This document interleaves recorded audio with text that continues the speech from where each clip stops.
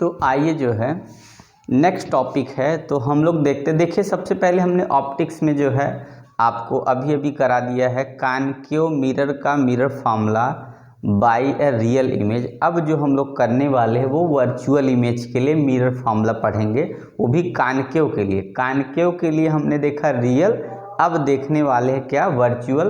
तो आइए हम लोग 1 बाय 1 करके फार्मूला फिगर बनाते हैं और उसमें क्या क्या बारीकियां उसको समझते हैं, कैसे इमेज फॉर्म होगा ये देखते हैं, ठीक है। तो सबसे पहले देखिएगा, तो आपने देखा ये हमारा कॉनकेव मिरर, पीछे पॉलिश हो गया तो मतलब ये कॉनकेव मिरर, ठीक है। बैक साइड पॉलिश होगा, इनर वाला सरफेस कैसा है, रिफ्लेक्टिंग है, आउटर सरफेस कैसा है, हमारा पॉलिश है, तो ये होगा कॉनकेव। और कॉनकेव है तो ये प्रिंसिपल एक्सिस होती है जो पास करती है कहाँ से, mid point of the concave mirror, तो यहाँ पे इसको बोलते हैं पोल, ठीक है। और हम लोग को करना क्या है, अगर ये फोकस यहाँ है तो इसके बीच में अगर ऑब्जेक्ट को यहाँ पे रख देंगे ऐसे करके, तो ये मान के चलिए इससे जो इमेज बनेगा ना, तो सबसे पहले तो ये हमारा फोकस से पास करेगा ऐसे करके, ठीक है। तो यहाँ ए और बी हम लोग का ऑब्जेक्ट की हाइट होगी, इंसिडेंट हुआ और रिफ्लेक्ट कर गया, ठीक है ये। और दूसरी रे यहाँ से ले जाते हैं ऐसे, यहाँ से इंसिडेंट एंगल इक्वल टू हमारा होगा रिफ्लेक्टेड एंगल, तो ये इस तरीके से हो गया, इंसिडेंट रिफ्लेक्टेड आई और आर यहाँ से इक्वल हो गया, ठीक है ना, ऐसा में। तीसरी रे आती है हमारी कौन सी, तो आपकी आ जाएगी थर्ड वाली, कहाँ से जाएगी, तो ये तीसरी वाली थर्ड जो रे है, मान के चलिए अगर हमारे यहाँ सेंटर ऑफ कर्वेचर है, तो सेंटर ऑफ कर्वेचर से आप ध्यान से देखिएगा, तो इस जो मिरर हमारा है, जो मिरर है, जो हमारा ऑब्जेक्ट है उसके यहाँ से आएगी। अब देखिएगा इस एक तो यहाँ से चली गई और इसी को हमें कर देना है प्रोड्यूस ऐसे करके, तो थोड़ा सा दिक्कत होगी, पीछे कितना दिखता है ये मुझे देखना पड़ेगा, तो आगे जाएंगे लेके फिगर तो आपको नहीं दिखेगा। 1 मिनट में चेक कर लूँ फिर आगे इमेज बनाता हूँ, ठीक है, नहीं तो फिगर मुझको इधर करना पड़ेगा। तो चलिए आपको दिख रहा है तो ठीक, कोई बात नहीं। तो देखिएगा, तो हम लोग ने क्या देखा कि यहाँ पे जो ऑब्जेक्ट यहाँ मिला ही नहीं, तो ऑब्जेक्ट को हमको करना क्या है कि ऑब्जेक्ट को ये ऐसे प्रोड्यूस ऐसे लेके चले जाना है, ठीक है।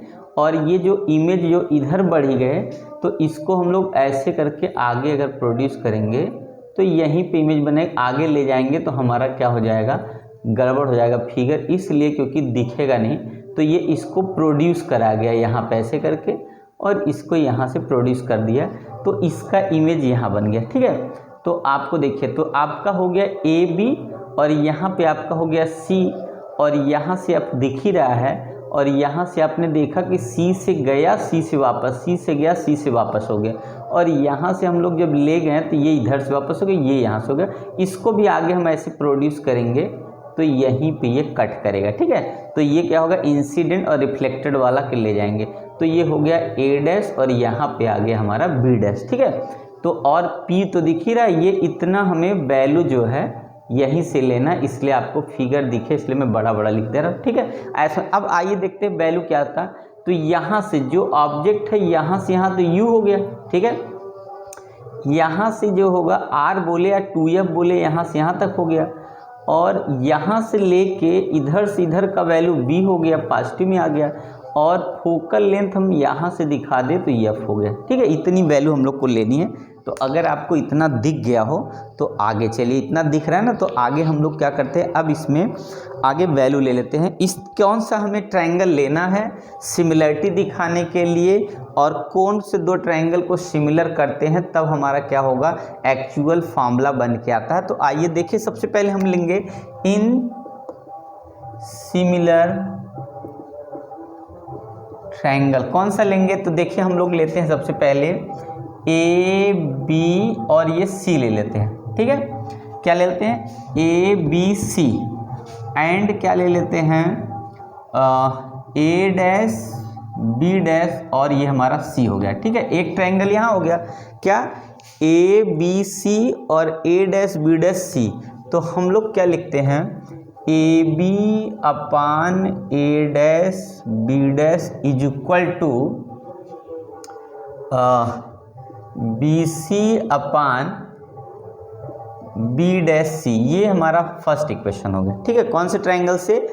ए बी सी और A dash B dash C, तो हमारा A B upon A dash B और यहाँ पे हो गया बी सी अपान जो है बी डैश सी, यहाँ से हो गया। ये फर्स्ट इक्वेशन बन गया यहाँ से। चलिए दूसरा ट्रायंगल लेते हैं, फिर से लिखिए in similar triangle, similar triangle. कौन सी सिमिलर ट्रायंगल लेते हैं, आइए हम लोग देख लेते हैं। तो इस बार सिमिलर ट्रायंगल ले लेते हैं हम लोग पोल से। कौन सा है? तो ए बी पी ले लेते हैं, एंड ले लेते हैं कौन सा? तो ए डैश बी डैश पी ले लेते हैं। ठीक है, क्या हो जाएगा? ए बी पी और A dash B dash P, ये दो ट्रायंगल ले लेते हैं और हम लोग का वैल्यू क्या हो जाएगा? A B upon A dash B dash equal to हो जाएगा कितना?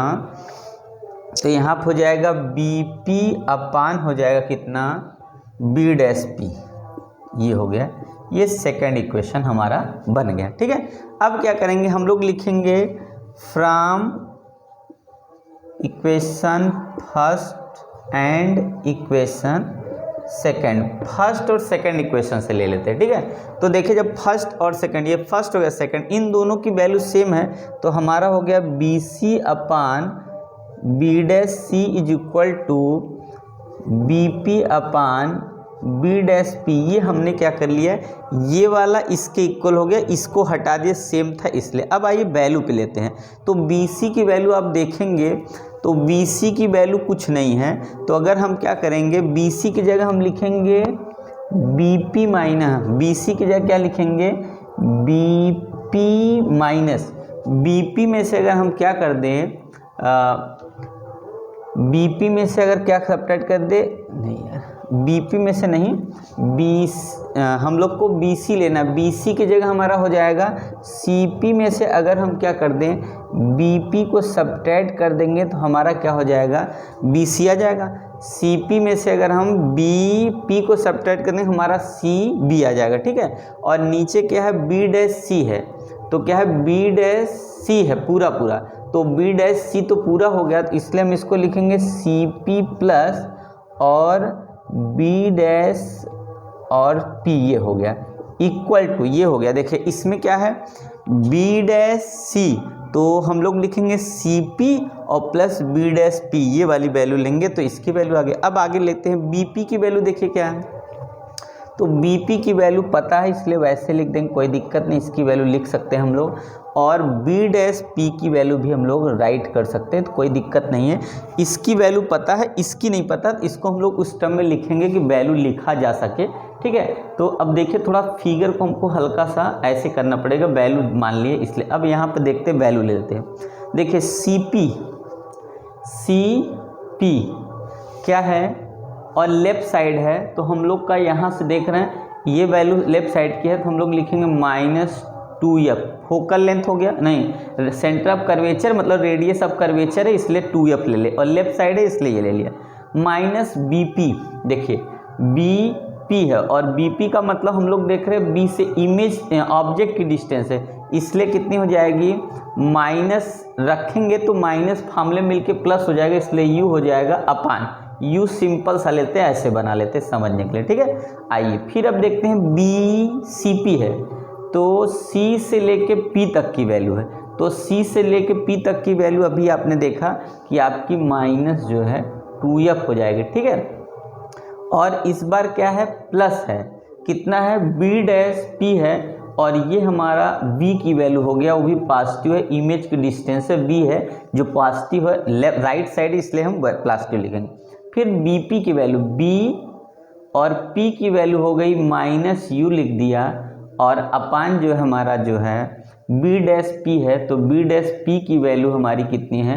बी है, प्लस में होगा क्योंकि राइट साइड है। ठीक है, अब इसको सॉल्व करते हैं, मल्टीप्लाई कर लेते हैं। इसका जब यहाँ मल्टीप्लाई करेंगे तो बी और यहाँ -2f और प्लस u इक्वल टू, इसका यहाँ जब मल्टीप्लाई होगा तो -u, इसको इरेज कर देते हैं, माइनस यू माइनस 2f और प्लस v हो जाएगा। इसको सॉल्व कर लेते हैं। चलिए, जब इसका मल्टीप्लाई करेंगे तो आएगा माइनस 2vf और प्लस कितना हो गया uv हो गया, इक्वल टू इसका जब मल्टीप्लाई करेंगे 2 जो है 2uf और यहाँ जब मल्टीप्लाई कर माइनस कितना होगा uv हो जाएगा। ठीक है ना। अब ये वाला देखिए, ये माइनस इधर जाएगा, ये माइनस इधर आ जाएगा, तो इसको जब इधर ले जाएंगे तो 2uv जुड़ जाएगा और ये वाला जब इधर ले जाएंगे तो 2uf और प्लस कितना होगा 2vf आ गया। ठीक है, कोई दिक्कत नहीं। अब करना क्या हम लोग को, तो सेम वैसे करते हैं, uv से डिवाइड करते हैं इधर f से, तो हमारा हो जाएगा, अगर इधर लाएंगे तो 1/f इधर से कॉमन करके उधर डिवाइड कर दे और इधर पूरा 2u अपान यहाँ कितना 2vu कर दें और प्लस 2v अपान यहाँ कितना कर दे 2vu कर दे। तो यहाँ b से v कट जाएगा, यहाँ पे u से u कट जाएगा, 2 तो दोनों में कटेगा ही कटेगा, बचेगा कितना 1/f इक्वल टू, यहाँ पे देखिएगा, यहाँ पे जो बच गया वो b बच गया, तो 1/b प्लस 1/u। तो आपने देखा कि आपका सेम फार्मूला बनेगा किसके लिए, तो वर्चुअल इमेज के लिए भी वही फार्मूला बनता है जो रियल इमेज के लिए बनता है, उसमें कोई फर्क नहीं पड़ता है। 1/f equal 1/b plus 1/u किसके लिए है, तो मिरर फार्मूले के लिए भी आपने देखा कि सेम फार्मूला बना। ठीक है, मिरर के लिए जो है कॉन्केव मिरर के लिए रियल के लिए भी यही फार्मूला आया और वर्चुअल के लिए भी है, उसके लिए फ़र्क नहीं पड़ता। ठीक है, और f क्या है हमारा फोकल लेंथ है, v क्या है इमेज की डिस्टेंस फ्रॉम पोल है, u की क्या ऑब्जेक्ट की डिस्टेंस फ्रॉम पोल है। और हम लोग जानते हैं जो साइन लेते हैं कभी भी लेंस या मिरर से लेफ्ट साइड हमेशा पॉजिटिव होता है, राइट साइड वाला हमेशा लेफ्ट साइड हमेशा निगेटिव होता है, राइट साइड क्या होता है पॉजिटिव होता है। तो कोई भी डिस्टेंस अगर लेफ्ट साइड है लेंस या मिरर से वो हमेशा क्या होगा निगेटिव और राइट साइड हमेशा पॉजिटिव होता है। तो आप लोग ध्यान से देख लीजिए। तो इस तरीके से आप क्वेश्चन को सॉल्व कर सकते हैं, अगर प्रूफ आए तब भी कर सकते हैं, और अगर आपको फार्मूला नहीं याद हो रहा तो आप ऐसे आपको प्रूफ करके आप खुद ही याद कर सकते हैं। ठीक है, तो आइए जो है हम लोग आगे नेक्स्ट क्वेश्चन लेते हैं।